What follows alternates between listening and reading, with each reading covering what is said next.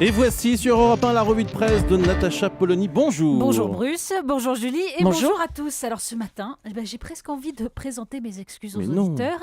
Ah si, parce que je dois vous dresser donc le panorama des unes de la presse. Et devinez quoi, comme tous les jours depuis une semaine, il y a de l'UMP partout. Ouais. Alors jusqu'à l'écœurement là vraiment. Bon, comme nous dit le courrier Picard, la crise de l'UMP revient en deuxième semaine. Bon, ceux qui sont assez bons, c'est Libération qui célèbre à leur façon la mort de JR, le héros de Dallas. UMP, ton univers impitoyable. La presse revient donc sur les derniers rebondissements du week-end. Le ton oscille entre las et narquois. Alors pour les images, la photo du jour, elle est à la fois dans Le Figaro et La Croix. Une militante, seule, courbée sous le poids de la consternation, assise sur un plot devant l'immense logo UMP. Il n'y a plus personne autour. Bon, sinon, qu'est-ce que nous raconte la saison 2 ? Eh bien, dans Sud-Ouest, c'est clair. 6J l'UMP, écrit Bruno Dive. Alors pour l'état des lieux, on a Jean-François Copé barricadé au 238 rue de Vaugirard. Libération nous raconte l'échec du GIGN qui pour déloger le forcené. Et Le Figaro nous le décrit bunkérisé. Bon, tel qu'il est parti, il y a peu de chances qu'il se rende. Du coup, après les casques bleus, on fait appel au commandeur. Le Parisien titre « Sarkozy s'en mêle ». Donc, coup de téléphone hier à Alain Juppé. Dans l'Est républicain, Philippe Rivet ironise. L'on croit savoir que la conversation n'a pas porté sur le cadeau envisagé pour les 80 ans de Jacques Chirac jeudi. Mais Jacques Camus, dans La République du Centre, rejette d'emblée l'arbitrage. Je vous le cite. Quant au conférencier, entre guillemets, Nicolas Sarkozy, dont on nous a dit qu'il suivait de près les opérations, on ose espérer qu'il n'a pas été le mauvais génie de Copé, qu'il reste donc à l'écart après avoir, dans son mandat, déboussolé cette droite désormais coupée en deux. Bon, voilà, c'est réglé. Alors, si vous voulez prendre un peu de recul, du coup, il y a une revue un peu improbable, ça s'appelle Schnock, la revue des vieux de 27 à 87 ans. C'est formidable. Oui, et dans son numéro 5, il y a un petit dossier sur les jeunes giscardiens entre 74 et 81. Alors, vous les retrouvez jeunes, fringants, il y a Raffarin, il y a Bussereau, dont vous parliez tout à l'heure, il y a Paillet, les mêmes qu'aujourd'hui. Alors là, ils sont du côté de la modernité. À l'époque, Jean-Pierre Raffarin a des idées à l'américaine. Et je vous conseille particulièrement donc la très fameuse photo où il s'époumonne dans un micro façon Johnny à l'Olympia. Ils étaient en guerre contre les Chiraciens à l'époque. Ouais. Vous vous souvenez, Chirac, l'homme qui a utilisé Giscard pour tuer Chaban, puis qui a utilisé Mitterrand pour tuer Giscard. En fait, je crois que la vraie figure tutélaire de la droite, c'est lui. Ouais. Je vous montre aussi la une du Figaro tout de même, parce que c'est une de celles qui frappe le plus aujourd'hui. UMP, suicide en direct. Suicide en direct avec l'édito d'Yves Tréhard. Arrêtez le massacre. Je crois que le Figaro c'est le journal le plus sévère. C'est le journal le plus sévère dans cette affaire. Il y a d'autres sujets quand même dans la presse, Natacha. Oui, hommage à Centre Presse qui consacre sa une au Resto du Cœur.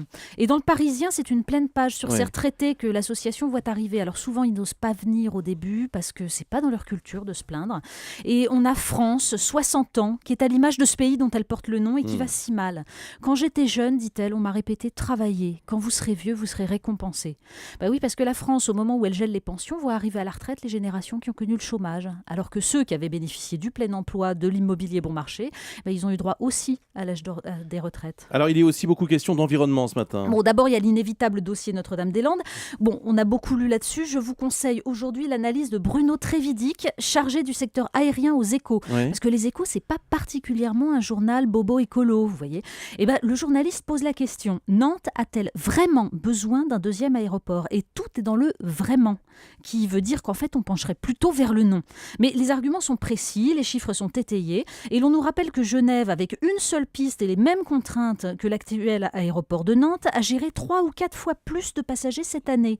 Comme le dit Bruno Trévidic, la question ne concerne pas que les défenseurs des tritons marbrés. D'autant que le reste de la presse, justement, s'intéresse aux problématiques environnementales, au réchauffement climatique. Alors rendez-vous dans le Parisien pour savoir ce que ça donnerait, 4 degrés de plus pour la planète. Amateurs d'herbier, désolé pour vous, les hêtres, par exemple, n'y survivraient pas. Déjà aujourd'hui, nous dit le journal, les forêts meurent de chaud et accessoirement, 44% des terres seraient rendues incultivables d'ici à 2100. Alors vous vouliez aussi revenir sur les pages internationales des journaux et sur la Catalogne. Elle intéresse la presse suisse autant que la presse française. Dans le Figaro, on sent que la tradition centralisatrice française oriente la lecture. On y parle de récupération par les indépendantistes, de dette de la Catalogne, etc. Dans la Croix, on a au contraire une interview de Jordi Pujol, ancien président de la communauté autonome, qui raconte comment le pouvoir de Madrid a tenté depuis quelques années une recentralisation qui est assez contraire à la tradition espagnole et qui a provoqué la colère des Catalans. Et dans son éditorial de la Tribune, Tribune de Genève, André Salmon, rappelle que cette région est comparable à la Suisse pour ses dimensions et qu'elle commerce davantage avec le reste de l'Europe qu'avec l'Espagne. Mais il est prudent, une indépendance sans intégration à l'Europe pourrait virer au cauchemar. Mais ça, on se dit que ça se réglerait a priori. Non, le vrai problème surtout, le Parisien nous le rappelle, le Barça ne pourrait vraisemblablement pas intégrer la Ligue 1 française. Et du coup, où jouerait-il ? Je rappelle que des élections régionales ont eu lieu hier en Catalogne et que les 4 partis indépendantistes ont emporté la majorité absolue des sièges. Le clin d'œil du jour. Eh bien, la Croix nous raconte l'histoire d'une île, Sandy Island, l'île des sables, répertoriée sur Google Earth, sur les cartes Michelin et sur tous les atlas. Sauf que là où elle est censée se situer, vérification faite par des scientifiques australiens, les fonds marins sont de 1400 mètres. Donc, et voilà, alors on nous dit qu'il y a des îles qui disparaissent sous l'effet de l'érosion, ça existe, mais en l'occurrence, il s'agirait plutôt d'une erreur des cartographes. En France, c'est pareil, il y avait un parti à l'épicentre de la droite, mais aujourd'hui, il a disparu. Alors, on se demande si c'est l'érosion ou s'il s'agissait tout simplement d'un mirage. On va regarder sur Google Earth si l'UMP existe encore. Merci Natacha Polony.